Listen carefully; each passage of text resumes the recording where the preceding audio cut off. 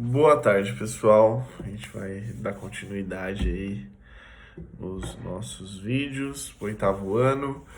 Agora a gente vai falar um pouquinho a respeito de como que o pensamento do antigo regime acabou chegando até o pensamento, por exemplo, da Revolução Francesa.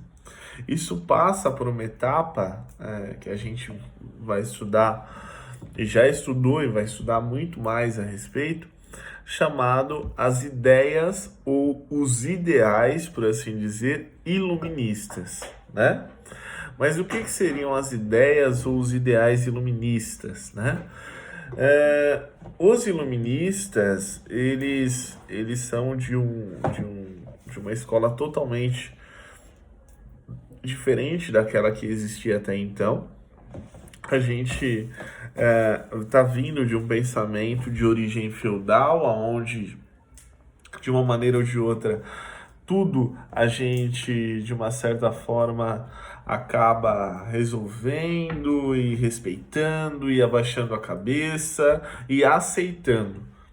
No pensamento iluminista, isso não ocorre, né? A gente já vai ter aí uma mudança de pensamento, né? Aí talvez você se pergunte, como assim, professor? Vamos lá.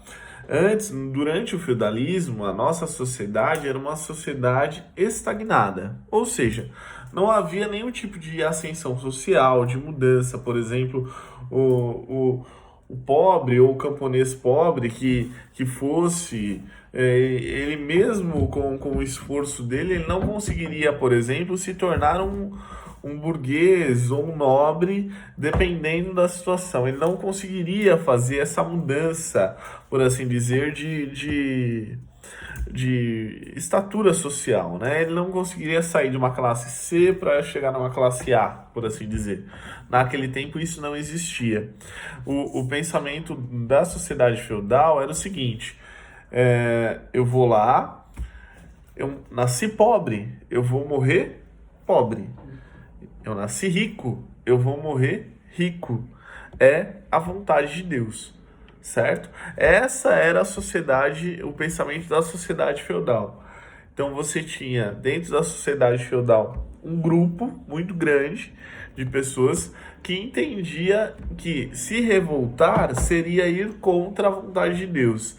Então aquilo que a igreja falava, aquilo que os governantes falavam era facilmente acatado, era de uma certa forma facilmente acatado, porque você tinha dentro daquele período um respeito pelas autoridades, tanto autoridades eclesiásticas como os padres, bispos, cardeais, entre outras coisas, e o respeito pelo rei muito grande. Você tinha um respeito enorme. E as pessoas acabavam não se revoltando, mesmo que essa situação, de uma certa forma, fosse uma situação adversa a elas. Ou seja, uma situação que era extremamente ruim. Mas eles acabavam não se revoltando contra essas autoridades, porque se entendia até então que se eu me revoltar, eu vou estar indo contra algo muito maior do que, por exemplo, só o rei. Eu vou estar indo contra a Bíblia, contra Deus e aquele pensamento, no caso, era um pensamento onde as pessoas entendiam que não deveriam ir contra, porque a única esperança delas, na verdade, era a Bíblia, era o pensamento bíblico, era, na verdade, a figura de Deus. Então se entendia muito que se você se revoltasse, você poderia ir para o inferno; se você obedecesse, você iria para o céu, você teria o seu cantinho lá no céu automaticamente reservado a você. Então o pensamento feudal era isso, certo? O pensamento iluminista, que é o que nós estamos tratando, e vamos começar a falar muito sobre ele a partir de agora, ele era guiado pela razão. Então, por exemplo, eu não posso me revoltar. Mas por que eu não posso? Então, esse porquê não existia na sociedade feudal. Olha, eu não posso me revoltar e ponto. Na sociedade iluminista, isso não existia. Eu não posso me revoltar. Eu não posso e pronto. Né? Na sociedade iluminista, você vai, por que eu não posso me revoltar? Eu posso sim se as condições não estão boas para mim, eu posso ir atrás de condições melhores, eu devo ir atrás de condições melhores, eu preciso, de uma certa forma, ir atrás, por exemplo, de coisas muito melhores para mim. Então, eu não posso, na verdade, chegar ao ponto, por exemplo, de tentar pura e simplesmente aceitar tudo. O iluminismo, ele é baseado na razão. Então, a partir do momento que ele é baseado na razão, tira-se toda aquela mistificação, ou seja, a ideia do mito. Ah, tá chovendo porque Deus tá triste. Ou, por exemplo, tá chovendo porque tá caindo uma tempestade, porque o Deus está com raiva da humanidade. Então, essa tempestade está caindo, na verdade, Deus está com raiva da humanidade, então isso está acontecendo por causa disso. Os iluministas já vêm baseado no quê? Na ciência, na experimentação.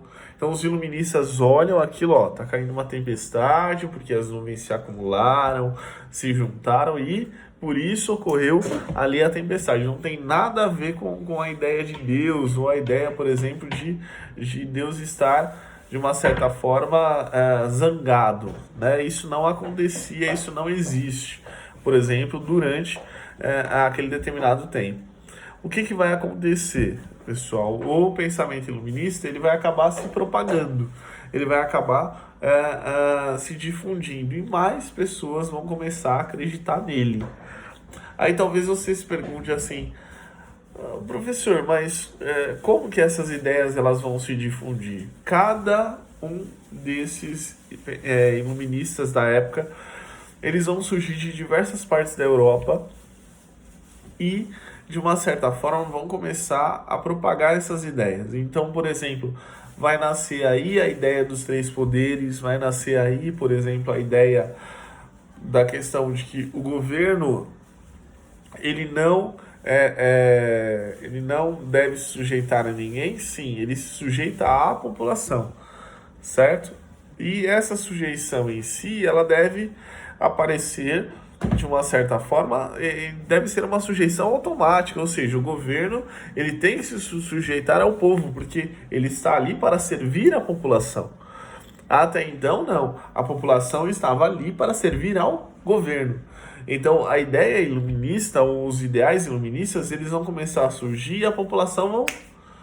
Opa, a gente nunca tinha pensado nisso, a gente nunca tinha visto ou observado a coisa dessa forma, né? De que o governo ele existe para servir a nós e não a nós ao governo, né? Então isso vai acabar se modificando com o passar do tempo.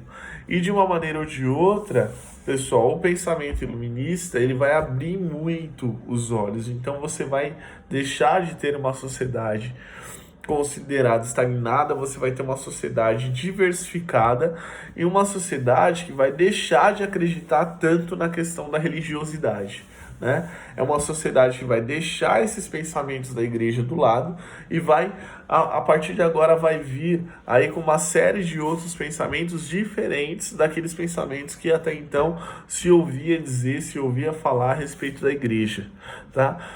Esses pensamentos ideais que a igreja se colocava como a única fonte do saber, a única fonte da razão, ela vai cair por terra, tá? E os pensamentos iluministas vão, como se fosse assim, abrir a visão, por assim dizer, da população, tá?